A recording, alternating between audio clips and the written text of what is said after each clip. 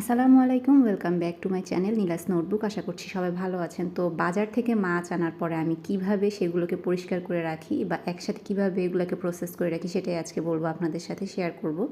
তো ইলিশ মাছটা হচ্ছে বাচ্চারা তো খেতে পারবে না, তো এই জন্য আজকে 2 রকমের মাছ আনালো একসাথে, তেলাপিয়া আর হচ্ছে ইলিশ। কিছু কিছু তরকারি আছে যেগুলো হচ্ছে ইলিশ মাছ দিয়ে রান্না করলেই ভালো লাগে ঘ্রাণের জন্য। আর যেহেতু বাচ্চারা কাটার জন্য ইলিশ মাছটা খেতে পারবে না, সেই জন্য হচ্ছে 2 রকমের মাছ একসাথে আনানো হলো। তো যখনই মাছ আনে আমাদের ঘরে, এটা আসলে আমি আমার শাশুড়ির থেকে শিখেছি। ওনার দিকের রিলেটিভরা মানে আমার খালা শাশুড়িরা বা মামি শাশুড়িরাও দেখলাম এভাবেই করে।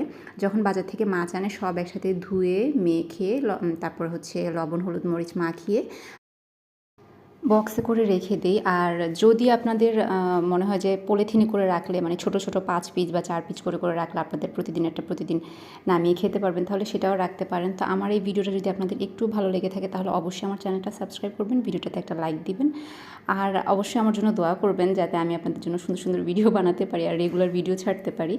তো আজকের ভিডিওটা এখানে শেষ করছি। আল্লাহ হাফেজ, আসসালামু আলাইকুম।